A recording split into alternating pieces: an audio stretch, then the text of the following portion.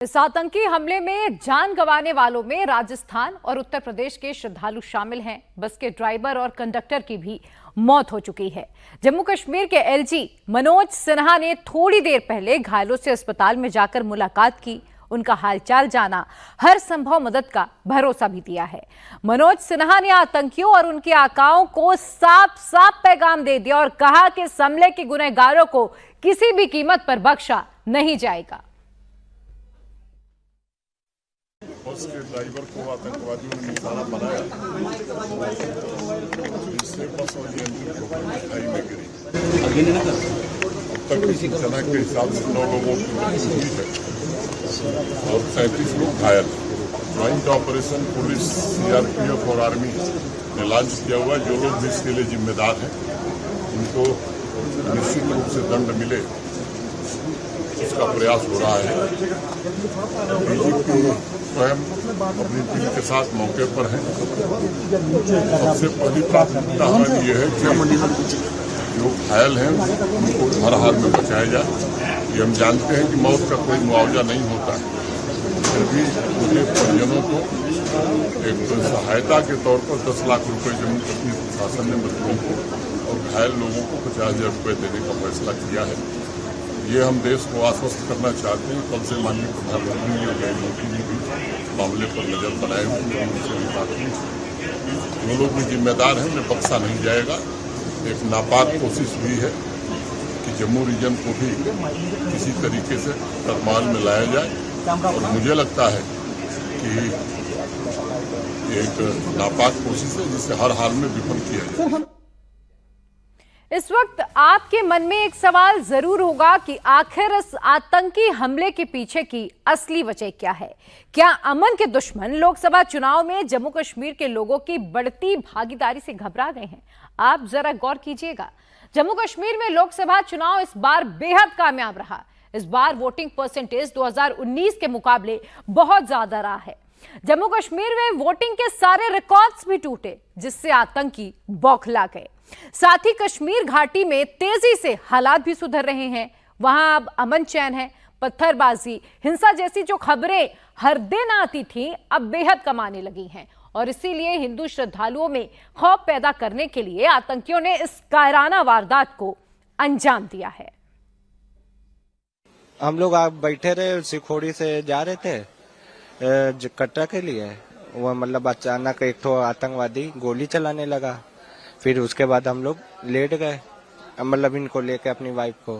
फिर उसके बाद बस खाई में गिर गई। फिर कुछ नहीं मालूम क्या हुआ, मतलब कैसे करके हम लोग निकले। जब गोली बंद हुई तो कुछ आदमी ऊपर पहुंचा, फिर एम्बुलेंस से लाया गया। बस हम लोग आ रहे थे शिवकोरी के दर्शन करते हुए और ये रास्ते में अटैक हुआ, पूरा गोली चली है।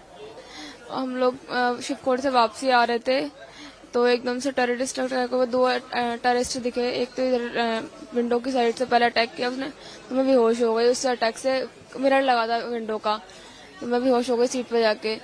फिर उसके बाद फिर मुझे होश नहीं है, कहाँ हॉस्पिटल कौन लेके आया मुझे कुछ भी नहीं पता। उसके बाद मेरे हस्बैंड नहीं मिल रहे हैं, परेशान हो गई हूँ कल से। बताया कि वो एक्सपायर हो गया। भतीजा है मेरा 21 साल का, सौरभ गुप्ता। कल पता चला कि आतंकवादी हमला हो गया। जब सुबह आए अब पता चला कि वो खत्म हो गया है। उसकी वाइफ एडमिट है पीछे इमरजेंसी में। दोनों आए थे, वैष्णो देवी के दर्शन कर रहा था। फिर वो शिवखोड़ी गए थे, आते समय हुआ है। वैष्णो देवी के दर्शन करने के लिए आए थे। दिल्ली के दर्शन करने के बाद हमारे पास कुछ टाइम बचा था, ट्रेन की टिकट लेट थी, तो हमने सोचा कि शिवखोड़ी का हम दर्शन कर आए।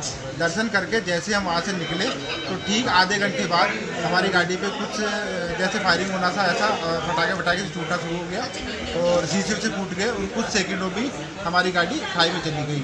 खाई में जाने के बाद में भी, नीचे गिरने के बाद भी कुछ सेकंड फायरिंग चली थी। उसके बाद फिर कुछ लोग शेयरिंग बस थी, सब अलग अलग है। शेयरिंग बस थी, सब अलग अलग है। कोई कहाँ के, कोई कहाँ के। हम लोग दिल्ली से चलती हुई बस ही नीचे गिरी, कुछ भी नहीं दिखा हुआ। जैसे ही पटाखे की आवाज़ आई, शीशे फूटना शुरू हुआ, सब लोग चिल्लाने लगे कि झुक जाओ, नीचे झुक जाओ। तो हम लोग सब लोग नीचे झुक गए, कुछ भी नहीं देख पाए। सिर्फ इतना पता है कि हमारी गाड़ी में कुछ फायरिंग सी हुई, शीशे फूटे और हमारी गाड़ी नीचे खाई में चली गई। हिंदू तीर्थ यात्रियों की बस को निशाना बनाने का सिर्फ एक ही मकसद नहीं है, बल्कि इसके पीछे बहुत बड़ी प्लानिंग हो सकती है।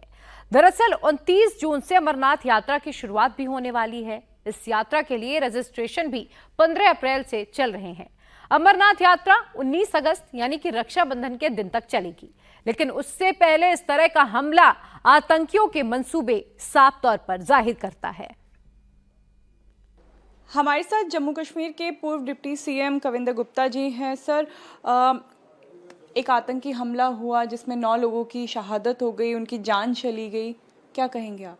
देखिए, बहुत ही दुखद घटना है कल जो शाम को अंजाम दी गई। पत्थरबाजी खत्म होने के बाद, हुर्रियत और जमात जैसे संगठनों पर चेक लगाने के बाद, धारा 370 हटने के बाद पाकिस्तान छटपटाया हुआ है और कायरतापूर्ण हमले उसने पहले भी 1-2 बार पुंछ राजौरी में किए गए हैं। विपक्ष इस पे लगातार सवाल उठा रहा है, मोर्चा बांधे हुए है। उनका कहना है कि धारा 370 हटाने का हवाला दिया जाता है, लेकिन पहले जो हमले थे वो कश्मीर में होते थे, अब जम्मू में शहरी इलाकों में होने लगे हैं। देखिए, ऐसा है कि वहाँ की जो खास पॉलिटिकल पार्टीज हैं, उन्हीं का जो सोच है उसी का परिणाम है, जिसके कारण से आतंकवादी वहाँ पनपते रहे, चाहे वो नेशनल कॉन्फ्रेंस हो, पीडीपी हो या कश्मीर बेस्ड पार्टियाँ हो।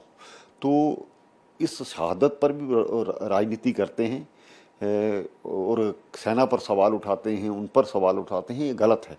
सुरक्षा बलों के कारण से ही हम जिंदा हैं। उनको बोलिए कि एक बार अपनी सिक्योरिटी हटा करके देखें, तो फिर आपको पता लगेगा। इन सेना के खिलाफ बोलना या सुरक्षा बलों के खिलाफ बोलना गलत है। पाकिस्तान से वही लोग कहते हैं कि इनसे बात करिए, क्योंकि वो पाकिस्तान प्रस्त लोग हैं और पाकिस्तान की सपोर्ट में खड़े हो जाते हैं। अपने भारत के लोगों की चिंता पर उनको आंसू नहीं निकलता।